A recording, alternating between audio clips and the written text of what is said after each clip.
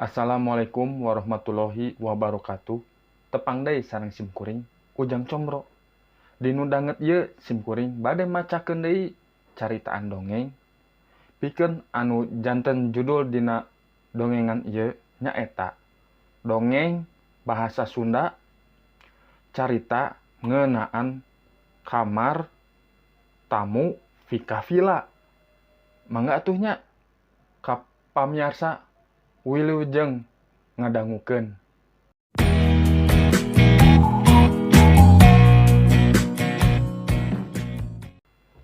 Basa tugas produksi film diumumkeun, pikiran mah geus teng ka Villana Vika.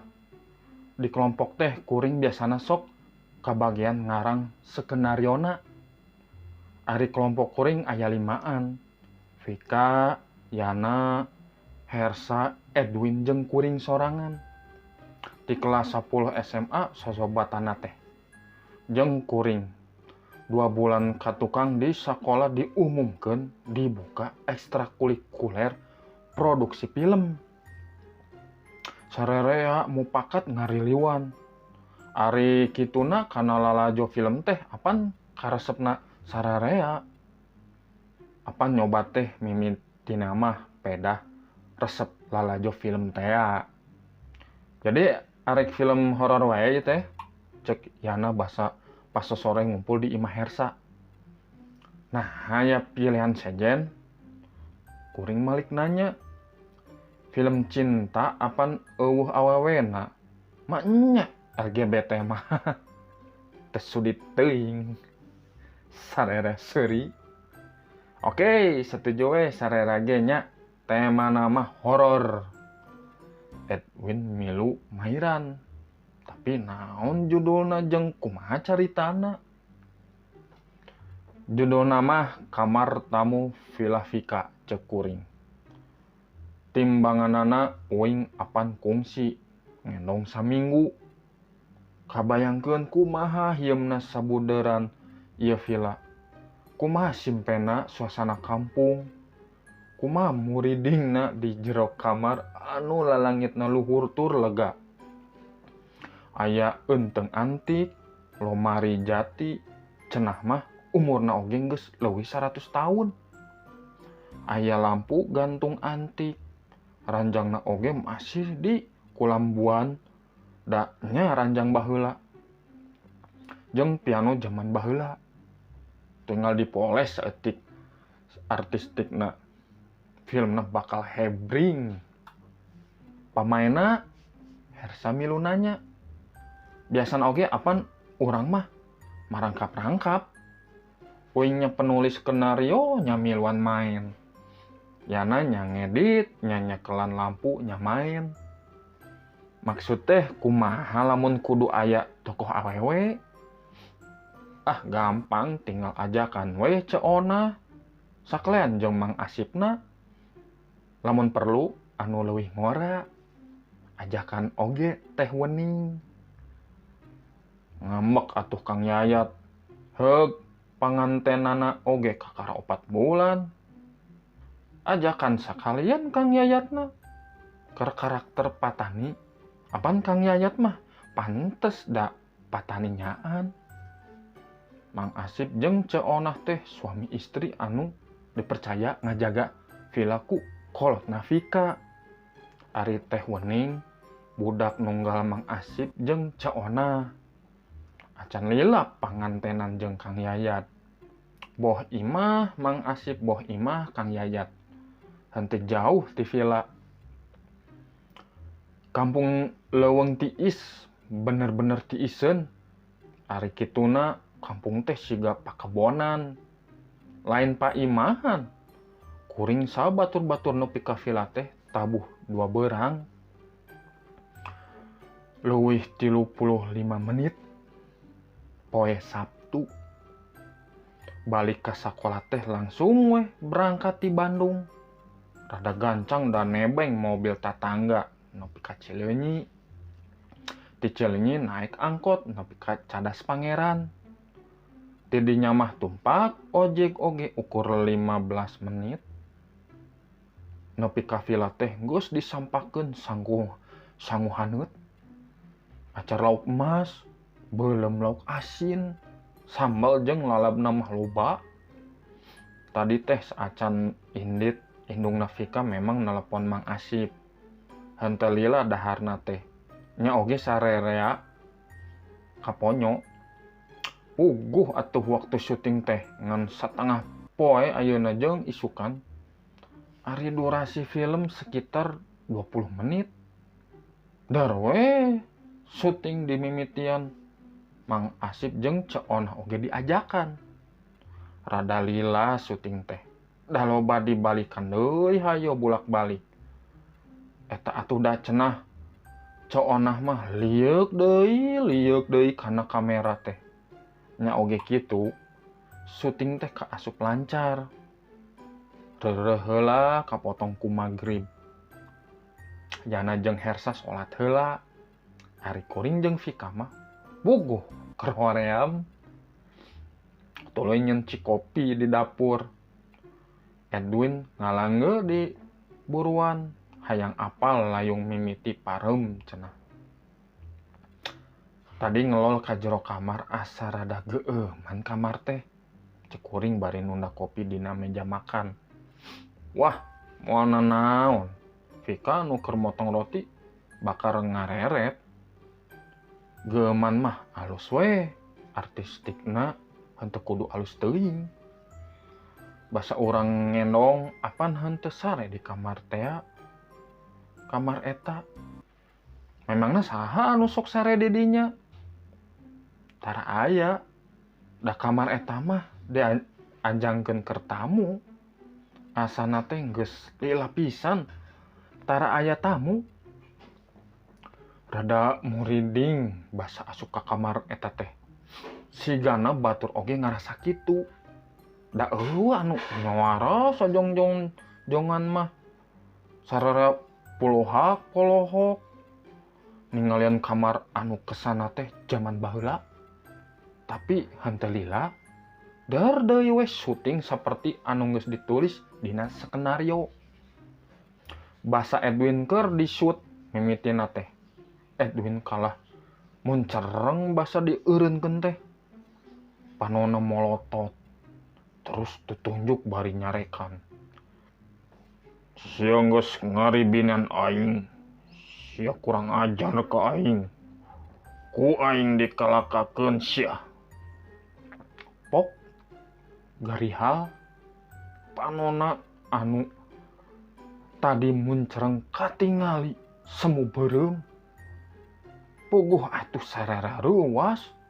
Terus mundur ngadeketan panto. Kat. Geus win. Syuting nage reureuh heula cek Hersa. Aing lain acting goblok. Sarerea. Silih pelong. Si Edwin kunaon? Kasurupan atawa api-api. Cek Hersa teh. Urang tewak ku sarerea. Terus leketek cek si Vika. Anu opatan teh terus ngadeukeutan Edwin. Krewek we Edwin ditarewak ku opatan. Maksudna mah rek di rejengan terus disarekeun kana ranjang bari dileketek. Tapi nah tanaga opatan teh henteu mampu. Sakali ngobantingkeun anu opatan pating gedebut. Kuring nyengir da tuur padu jeung tungtung meja. Hersa mah nyeklan tarangna anu buncunur. Vika jeung Yana oge sarua humarurung. Sia anu culanggung. Ayeuna wani syah ka aing mergasa. Cek Edwin bari tutunjuk. Panonna beureum. Murah leungsiga nu ambek pisan. Kuring mundur ngadeukeutan panto. Hersa, Vika jeung Yana oge sarua. Sok atuh doaan ku ente. Apan ente mah rajin salat cek kuring. Hus, salat oge saukur bisa kuluhu jeung Anas. Barina oge. Manya zaman ayeuna masih aya juri. Pika keluar ti kamar rek nyusulan Mang Asip. Edwin ngagoler dina lante. Tapi lamun aya anu ngadeketan mah manehna hudang bari muncereng. Teu lila Mang Asip datang. Tapi terus balik deui. Rek nyusulan Ustad Wahyu cenah. Tadi namah kuring sabatur-batur embung ngalibetkeun Ustad. Bosen atuh da. Tiba heula jurig dina film horor teh sok. Elehna teh ku Ustad. Matak dina skenario oge eueuh tokoh Ustad. Tapi sanggeus nyang hareupan Edwin anu muncereng unggal di deketan. Ngabandingkeun unggal di cekelan. Bingung oge. Tungtungna satuju we Mang Asip nyusulan Ustad Wahyu. Nyawe ku Ustad Wahyu mah jurig anu mubus kana awak Edwin teh kaluar. Atuh Edwin teh ngagoler bangun anu lungsenaker. Eta oge sanggeus si jurig teh pasya jeung Ustad Wahyu heula. Ku Ustad Wahyu diancam rek dicangkalak. Kakara kaluar. Cenah manehna teh anu ngageugeuh di handapeun tangkal sukun di Purwan Pila. Ngarasa ditengteinganan ku Edwin. Tah barudak perkara anu goib zaman Ira oge kudu percaya. Cek Ustad Wahyu. Da aya kateranganana dina Al-Qur'an jeung hadis. Rasulullah dina hadis anu diriwayatkeun ku HR Tabarani, Al-Hakim jeung Baihaqi. Nyaur jin teh aya 3 jenis. Nyaeta anu boga jangjang tur bisa ngapung. Jenis anu nyarupaan oray jeung kalajengking. Jeung jenis anu pipindahan. Eta hadis sanadna sahih.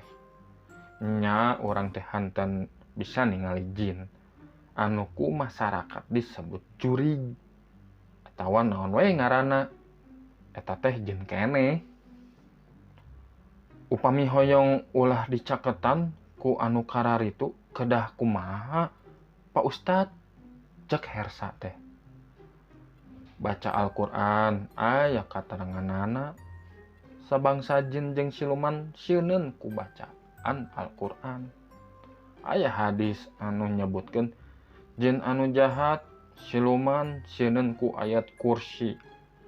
Saha anu apal ayat kursi? Kuring sabatur-batur garideg. Ieuh jadi rumaja ayeuna meunang bangor anu wajar mah. Tapi Quran jeung hadis mah kudu apal.